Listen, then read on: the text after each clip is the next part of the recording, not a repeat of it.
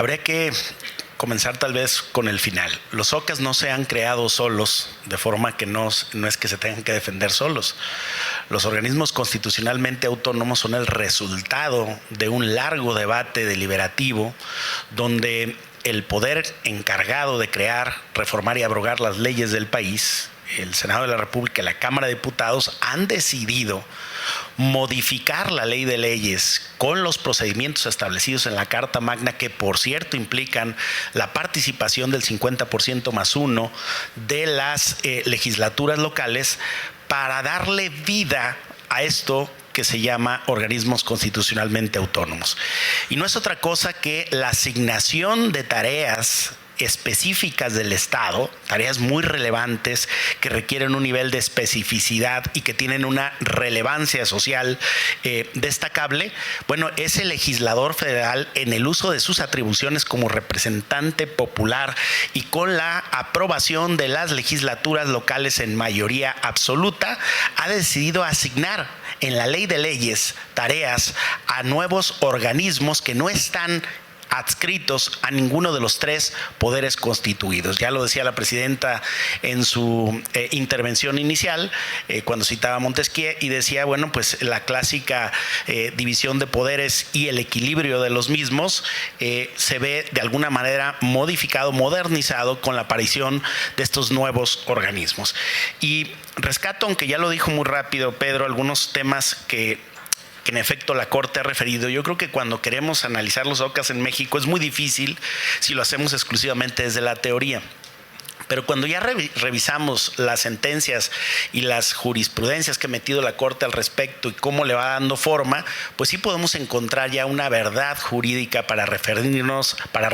a estos OCAS en México. En esta tesis del 2006 dijo la Corte, la Suprema Corte de Justicia de la Nación, que los órganos constitucionalmente autónomos surgen bajo la idea del equilibrio constitucional. Esto que refería en su conferencia inaugural la presidenta de este instituto.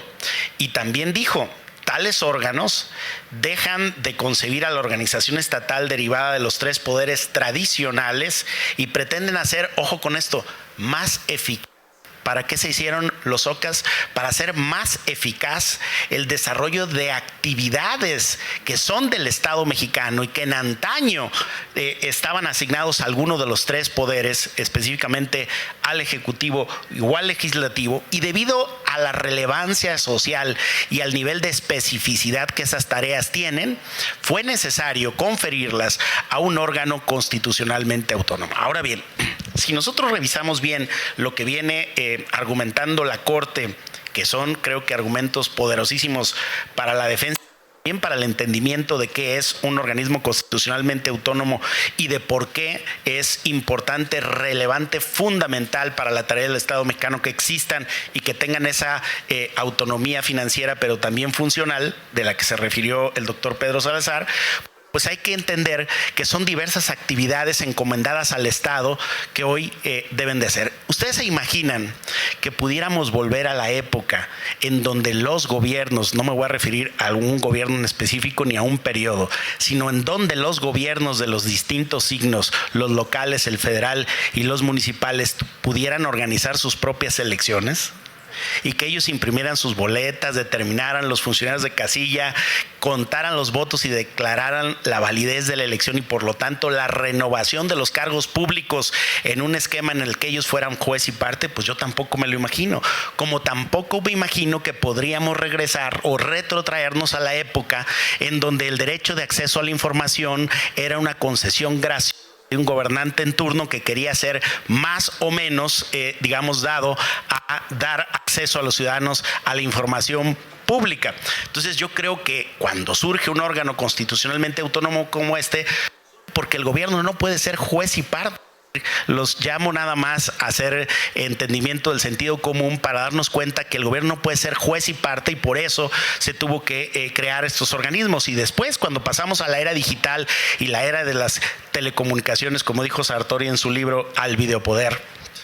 ¿no? En su libro de Ingeniería Constitucional Comparada, pues México tuvo que crear un organismo constitucionalmente autónomo para regular la forma en que se entregan las concesiones federales a la televisión y a la radio en el país, y ahora todas las bandas mediante las cuales se utiliza el internet o el triple cuádruple play, ahora en plena era digital y de inteligencia artificial. Un tema tan importante como las telecomunicaciones en plena era digital y de la sociedad de la información y la comunicación, diría Castells, no podía quedar en manos exclusivamente del gobierno. Pero voy a otra reflexión importante que ojalá nos sirva también de autocrítica para quienes hemos colaborado en los OCAS. A ver, si los OCAS surgen porque tienen que atender niveles y tareas de alta especificidad del Estado,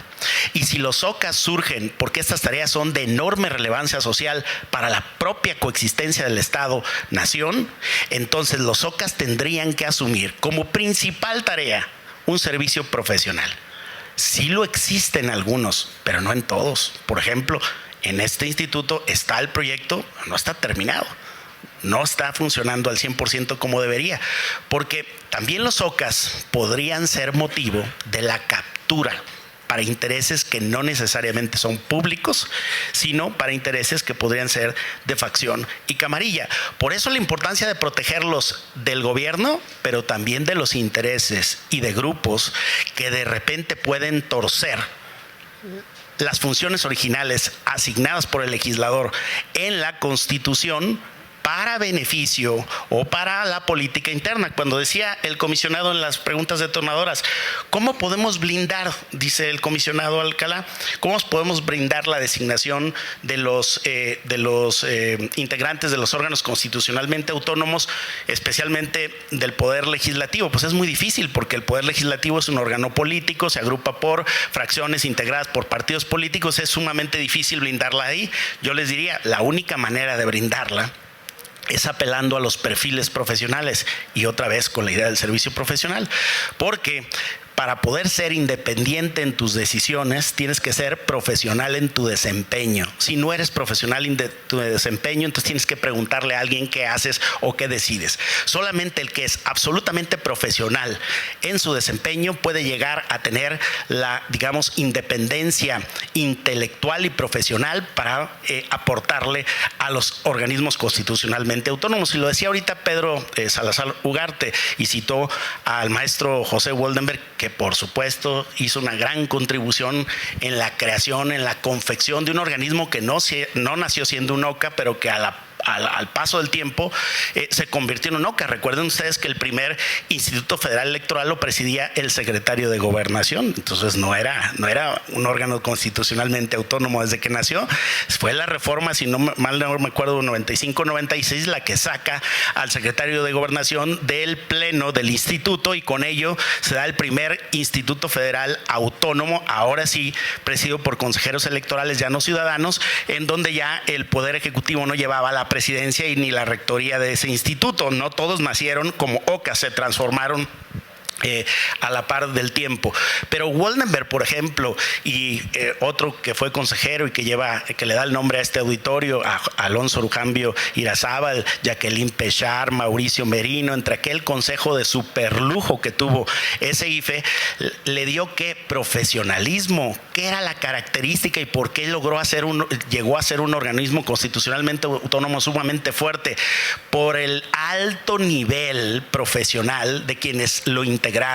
y que con ese alto nivel y prestigio profesional no pusieron en duda su reputación y su trayectoria para dejarse, digamos, marear por los vaivenes de la política que siempre están ahí, por el canto de las sirenas que siempre está ahí. Por lo tanto, yo creo que la manera de blindar, respondiendo a la pregunta del comisionado Alcalá, la manera de brindar a los OCAS es